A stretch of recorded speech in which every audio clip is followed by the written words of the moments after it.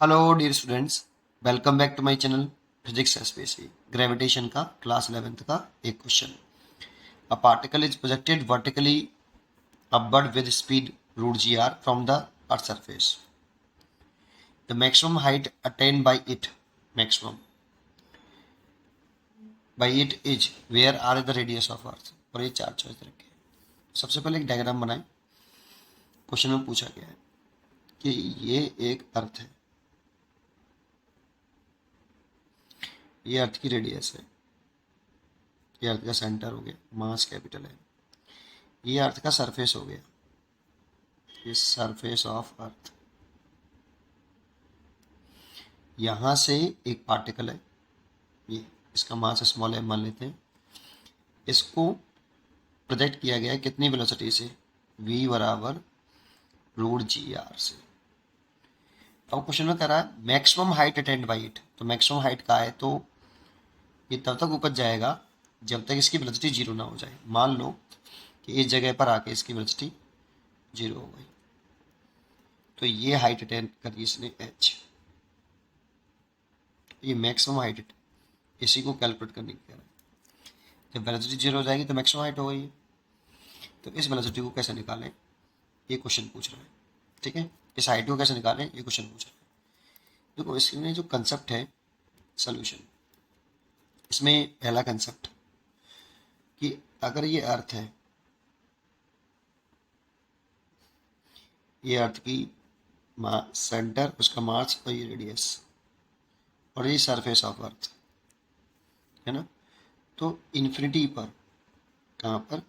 Infinite पर gravitational potential energy zero होती है बेटा, इन्फिनिटी पे जीरो होती है। तो रेफरेंस लेवल जो है इन्फिनिटी पर होता है इसका।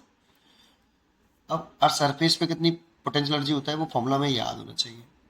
अगर बॉडी आपकी यहाँ है अर्थ के सरफेस पर, मास अगर एम यहाँ है, तो अर्थ के सरफेस पे जो पोटेंशियल एनर्जी होती है माइनस के G capital M small M, अर्थ का मास और पार्टिकल का मास, और इन दोनों के बीच की शॉर्ट है सेपरेशन नेगेटिव में होती है बेटा।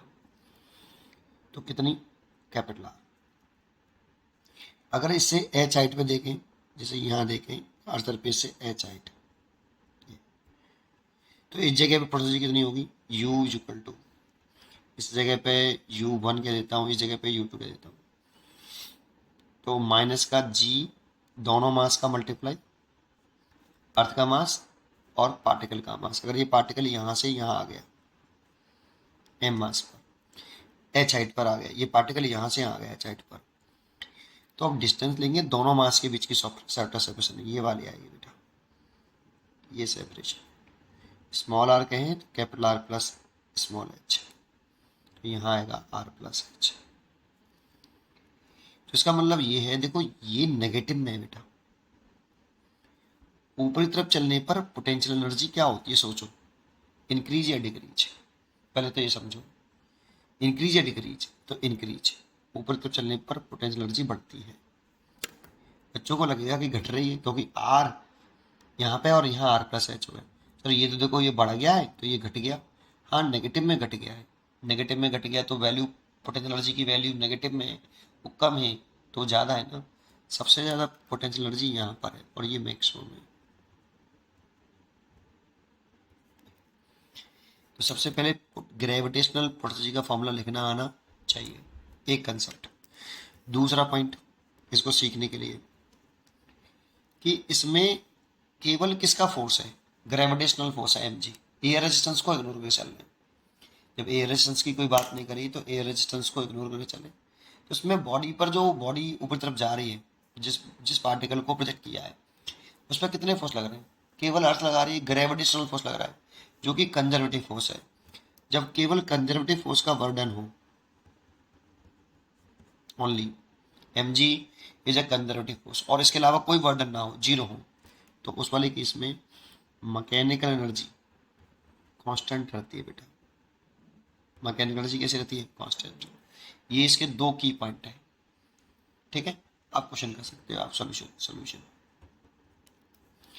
करें। तो देखो इस जगह से पार्टिकल को ए पॉइंट मान लेता हूं, इसको बी। तो यहाँ से पार्टिकल जब यहाँ गया है तो इसमें केवल और केवल ग्रेविटेशनल का फोर्स है, तो इसमें मैकेनिकल एनर्जी किधर रहेगी, तो ए से बी तक आप मैकेनिकल एनर्जी कांस्टेंट कर दो। Mechanical energy at point A और mechanical energy at point B. तो kinetic energy at point A plus gravitational potential energy at point A is equal to kinetic energy at point B plus gravitational potential energy at point B.